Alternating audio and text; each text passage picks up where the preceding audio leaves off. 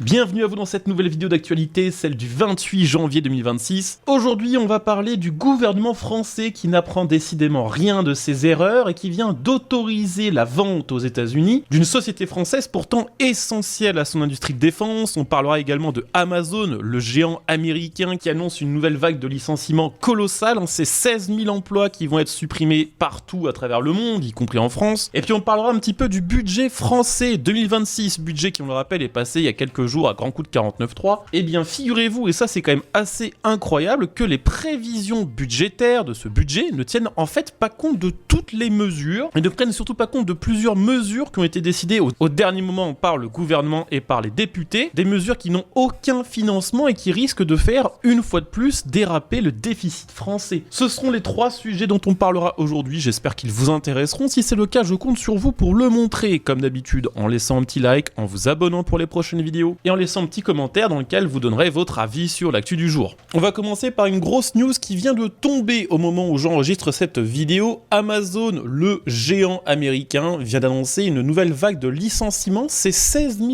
emplois qui vont être supprimés partout à travers le monde, y compris en France. C'est la deuxième vague de licenciements annoncée en quelques mois, puisqu'on rappelle qu'en octobre, le groupe avait déjà annoncé la suppression de 14 000 postes. C'est donc, vous l'aurez compris, au total 30 000 postes qui vont disparaître en quelques mois à peine. Alors pourquoi autant de licenciements dans une boîte qui se porte plutôt bien, puisque Amazon c'est quand même plus 50% en bourse en 5 ans? C'est pour deux principales raisons. La première, c'est que pendant la période de pandémie du Covid, Amazon a vu ses ventes internet exploser. Forcément, vu qu'on était confinés et que dans certains pays les commerces physiques étaient fermés, tout le monde s'est retranché sur Amazon pour commander un peu tout et n'importe quoi. Les ventes ont explosé et pour faire face à cette explosion des ventes, Amazon a énormément recruté à cette époque. Sauf que maintenant les ventes sont un petit peu retombées et pour s'adapter à la nouvelle demande actuelle, Amazon fait tout simplement machine arrière, c'est-à-dire qu'elle renvoie les gens qu'elle avait embauchés pour faire face à cette hausse des ventes. La deuxième raison, c'est que le groupe essaie tout simplement de simplifier son organisation interne en réduisant les échelons hiérarchiques intermédiaires et le nombre de managers. Ça peut sembler colossal d'avoir plusieurs dizaines de milliers de managers dans une entreprise, mais il faut pas oublier qu'Amazon c'est quand même 1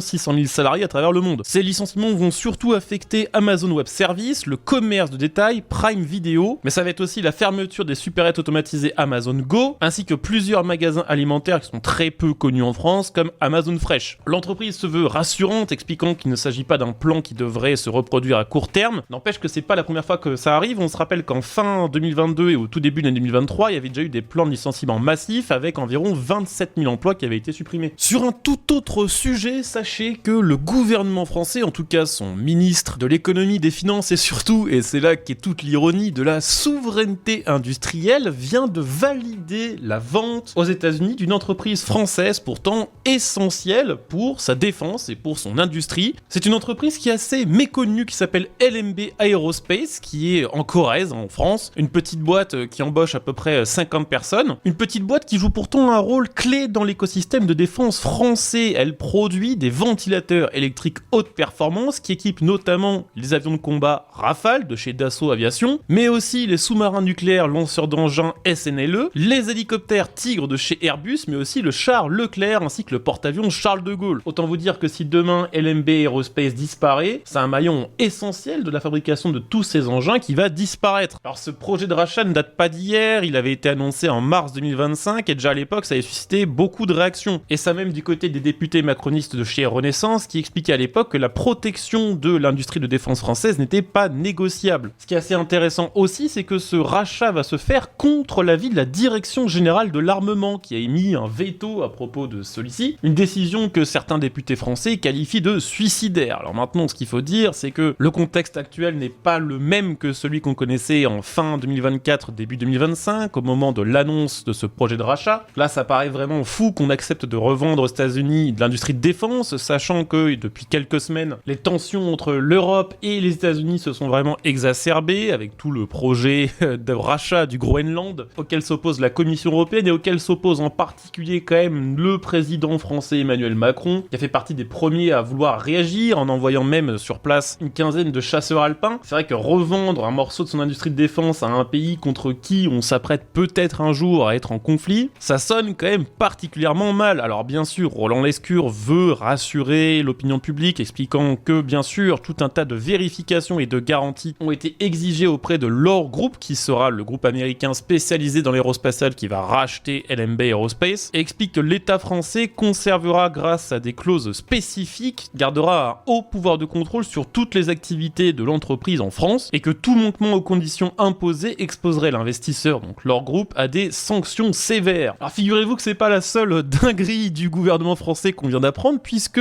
plusieurs mesures adoptées dans l'urgence par le gouvernement et les députés français n'ont pas été intégrées au budget 2026. Ces mesures qui, comme j'expliquais dans le sommaire de cette vidéo, ne sont pas financées. Ce qui est assez fou, vous allez le voir, c'est que ces mesures ont été ajoutées au dernier moment dans le budget, tout simplement parce qu'elles ont été utilisées comme moyen de négociation pour essayer de s'assurer le soutien politique de plusieurs partis, de plusieurs députés français. Alors la première de ces mesures, c'est le nouveau congé supplémentaire de naissance qui est totalement absent des prévisions budgétaires. C'est une mesure qui est destinée à permettre aux parents de passer plus de temps avec leur enfant après les congés maternité et paternité. C'est une mesure qui devrait coûter entre 200 et 300 millions d'euros dès cette année. Alors ce qui est assez intéressant, c'est que de base, cette mesure devait entrer en vigueur à l'été 2027, mais que sous la pression des députés, son application a finalement été avancée au 1er janvier 2026. On peut pas dire que ce soit une mauvaise nouvelle, que les parents puissent passer plus de temps avec leur enfant, mais c'est assez dingue de se dire que cette mesure a été prise vraiment en urgence au dernier moment, vraiment dans la toute dernière ligne droite des débats budgétaires. D'ailleurs, le coût exact de cette mesure est toujours assez difficile à évaluer, d'autant plus que son déploiement va être partiel et assez complexe cette année, pour la simple et bonne raison que, vu que cette décision était prise au dernier moment, les caisses de la sécurité sociale n'étaient pas prêtes, il n'y a eu aucune préparation opérationnelle qui a été anticipée, il y a tout un tas de logiciels qui doivent être modifiés, et les modalités pour pouvoir en bénéficier ne sont toujours pas tout à fait gravées dans le marbre. Il y a des choses qui vont un petit peu évoluer, ce qui fait qu'on ne sait pas précisément combien ça coûtait, mais ça va être plusieurs centaines de millions. La deuxième mesure, c'est la baisse de la facture d'électricité. Rappelez-vous, ça avait fait beaucoup de bruit pour ce que c'était, mais le gouvernement Lecornu avait annoncé une baisse de 5% du prix de l'abonnement d'électricité. Bon, ça représente quelque chose du genre 10 € d'économie par an. Ça s'est fait via la baisse d'une taxe qui était de base dédiée au financement des retraites des travailleurs des industries électriques et gazières. C'est la Sécu qui va en supporter le coût parce que l'excédent de cette caisse nationale de retraite contribuait jusqu'ici à contenir le déficit de sa branche retraite. Sa réduction va donc creuser davantage les comptes, un déficit qui devrait quand même cette année avoisiner les 5 milliards d'euros. Officiellement, sur le budget 2026, avait été calculé que le déficit attendu serait de 19,4 milliards. Sauf que, vous l'aurez compris, il ne tient pas compte d'environ 7 à 800 millions d'euros de dépenses supplémentaires qui sont dues à ces mesures. En conséquence, le trou de la Sécu devrait de nouveau franchir le seuil des 20 milliards d'euros cette année, et ça, le Haut Conseil le dit, la trajectoire est intenable. Je cite son président, la sécurité sociale se trouve dans une impasse financière et qu'avoir un déficit structurel sur des dépenses de redistribution est aberrant. Voilà, on a fait le tour pour les petites news du jour. J'espère bien sûr que la vidéo vous aura intéressé. Si c'est le cas, je compte sur vous pour le montrer en laissant un petit like, en vous abonnant, en jetant un petit coup d'œil aux autres vidéos de ma chaîne. On se retrouve très bientôt pour une nouvelle vidéo. Ciao.